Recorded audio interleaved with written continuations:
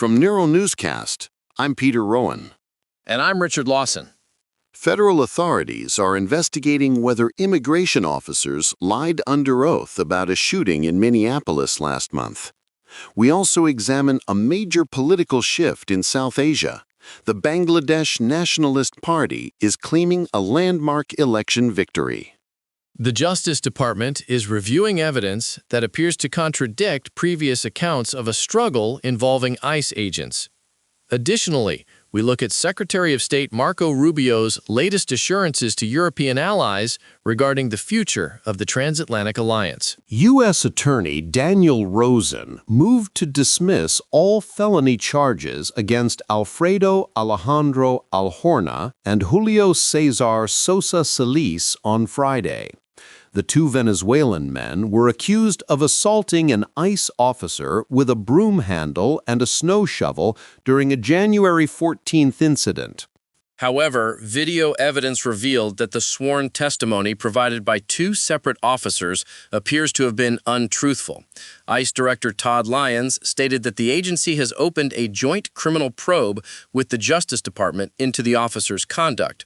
The original complaint alleged the officer fired a defensive shot after being ambushed by the men.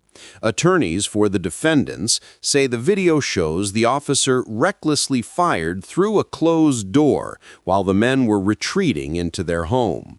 The two officers are currently on administrative leave and could face criminal prosecution for lying under oath. This case follows a series of other federal immigration shootings where eyewitness statements and video evidence have called official accounts into question. In other news, the Bangladesh Nationalist Party is claiming victory in the first national election held since the 2024 uprising. Chairperson Tariq Rahman was seen casting his vote in Dhaka as polling officials began the count earlier this week. Security personnel remained on high alert outside party offices as the results were announced across the country. The election follows years of political instability.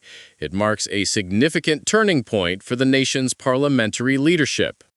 This victory for the BNP comes after a period of intense transition following the departure of the previous administration. International observers are closely monitoring the transfer of power and the formation of a new government in Dhaka. Turning now to American foreign policy. Secretary of State Marco Rubio recently addressed European leaders to clarify the administration's stance.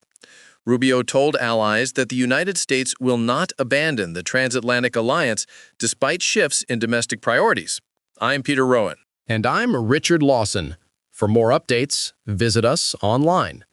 Neural Newscasts is AI-assisted, human-reviewed. View our AI transparency policy at neuralnewscast.com.